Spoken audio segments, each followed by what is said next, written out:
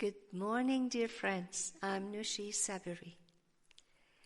Welcome to A Taste of the Virtues Project. Are you familiar with the term virtue?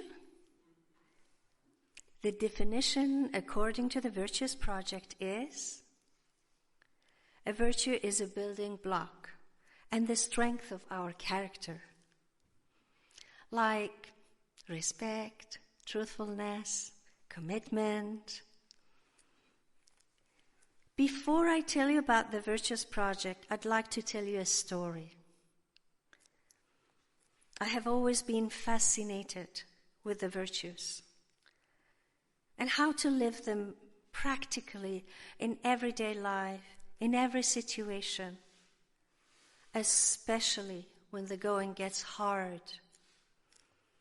I did a lot of research in psychology and a lot of consultations, but none of them gave me the answers I needed. Till one day, I was visiting a dear friend in Luxembourg, and she showed me the book, The Family Virtues Guide. She asked me if I knew about it, because it was very popular in England and the schools were teaching it in many countries. I looked at the book and I was so surprised because it was exactly the answer to my questions.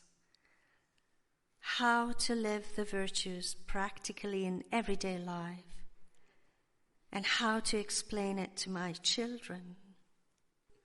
In 1991, 3 people sat down at a brunch at the Empress Hotel in Victoria. Linda Kavlin Popov, a psychotherapist, a community healer, the spiritual care director of the hospice in Victoria, Dr. Dan, a clinical child psychologist, and a scholar in the sacred writings of the planet. John Kavlin, a Walt Disney Imagineer. They were concerned about the rising violence, particularly amongst young people. They thought that somebody must do something about it, and actually they did. Dr. Dan researched all the sacred texts of the planet, including the words of wisdom of the First Nations. 1,600 pages. They discovered that the silver thread of unity that goes through all the sacred texts throughout time is the virtues. The belief is that our children are born with these in potential. Parents know that children come with certain particular characteristics already well honed, and some that need growth. Some children are enthusiastic, and some are joyful. All of these virtues are in our children as potential, and they are lying in all of us right now. There are several things that I need to tell you. One is that I am not going to tell you anything that you do not know already. I am just trying to raise it to your awareness. Second is that I am not an expert in all of this. I am a student inviting you on my journey of acquiring virtues. But I can tell you that it has changed the way I am a spouse, a mother, a grandmother, and the way I am an instructor of the Arabic language at the university. At this moment, I need to thank my dear husband for his unfailing support on my journey of acquiring the virtues and accompanying me all the time in our mutual growth. So, how are we going to acquire these angels of virtues? Fortunately, Linda created 5 strategies to figure out how to implement these virtues in every moment of our life. The first one is speaking the language of the virtues. We use the language of the virtues to acknowledge, to thank, to guide, and to correct. The first thing we learn to eliminate the word nice and good from our vocabulary. When we acknowledge and appreciate an action of a person, we actually meet the person, the spirit of that person.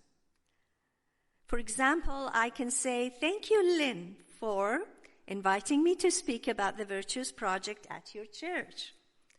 What I really mean is, "Thank you, Lynn, for your purposefulness and perseverance to invite me to speak about the Virtues Project at your church."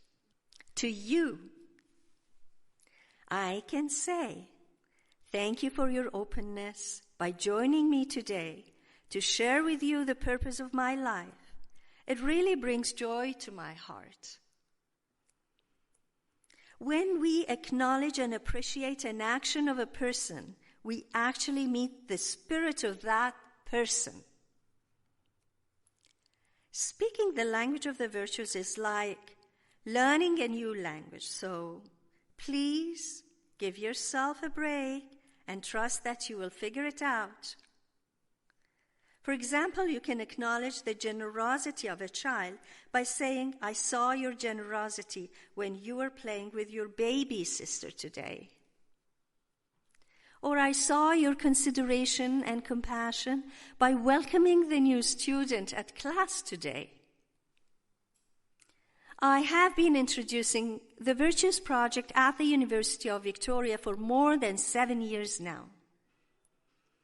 And I have seen wonders by using the language of the virtues. One of these times, a young lady was participating in the discussion. When she finished, I told her, "Thank you so much for sharing your understanding with such purity of heart." All of a sudden, she looked at me and she said, "I have a pure heart?" She said, "This is the first time someone says something good about me." After that, she told me her whole life completely changed just because I acknowledged something beautiful in her. I could see how acknowledging a moral character helps build self-esteem. The second strategy is about acknowledging teachable moments. It is about learning to be athletes in challenging situations and not poor victims. I love this saying, "I saw the angel in the stone carved to set it free," by Michelangelo. Remembering this saying is a good thing to keep in our mind, that when we are dealing with a challenging situation, to know that this is an opportunity to hone that angel, that virtue underneath whatever we are struggling with. To ask ourselves, what is the situation teaching me? What is the lesson? What is the wisdom? What virtues do I need to help me go forward?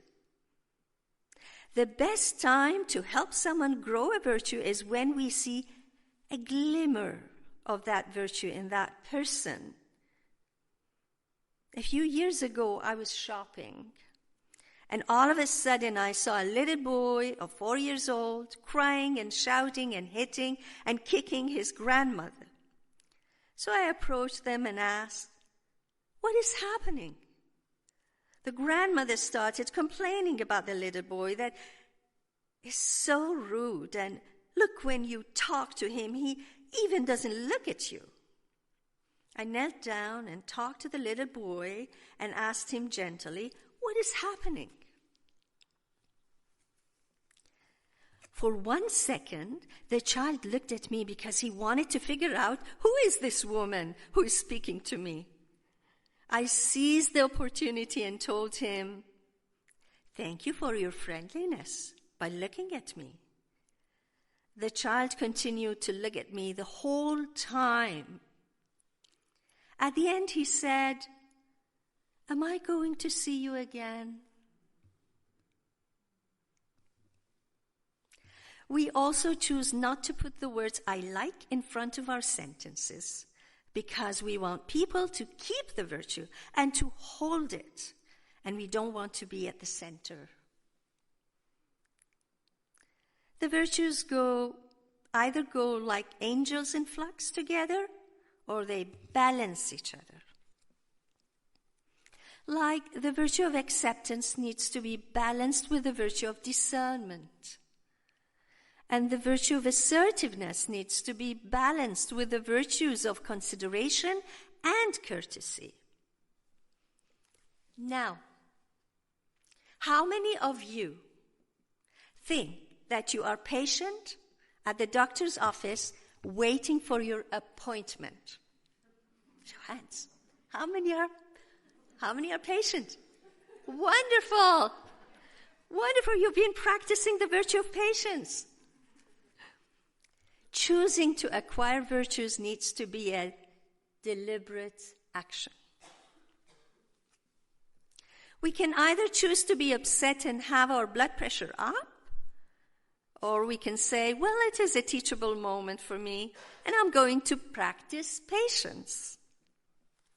The third strategy is setting clear boundaries, using the language of the virtues and restorative justice. Boundaries keep us safe. They are soul craving. Imagine applying for a job with no job description. It's so frustrating, isn't it? We need to learn to ask for what we want and not what we don't want. We think that if we tell people we don't want something, they will figure out what we want.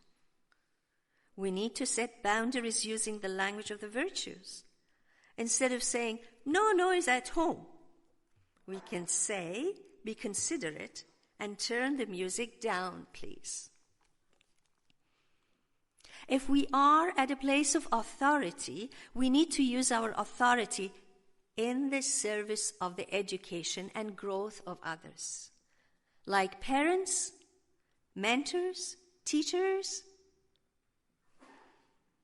The fourth strategy is honoring the Spirit. This strategy is about understanding that we are human beings and not human doings. We need to take time to expose ourselves to beauty, art, music, reverence, meditation, and prayer. We need to find out what brings joy to our hearts. Playing the piano brings joy to my heart. It is always a wonder when I see that an inanimate instrument transforms my feelings into beautiful melodies. How about you? What brings joy to your hearts? Think about it and try to integrate it into your daily life. The last strategy is compassionate companioning.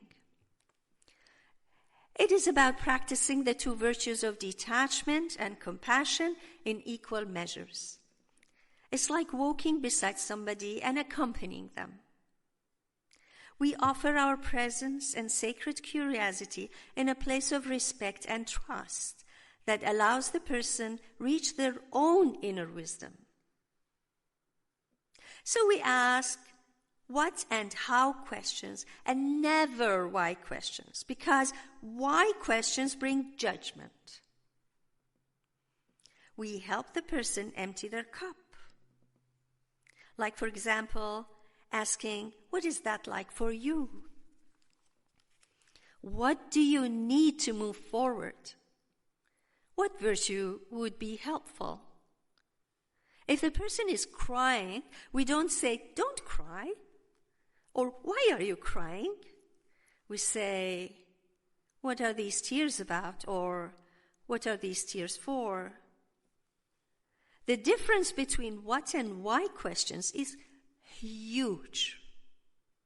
Today, I am inviting you to remember who we really are. I invite you to a journey of acquiring the virtues.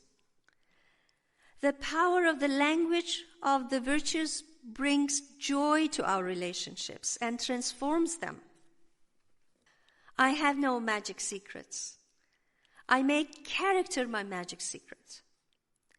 I have no miracles. I make right action my miracles. Thank you.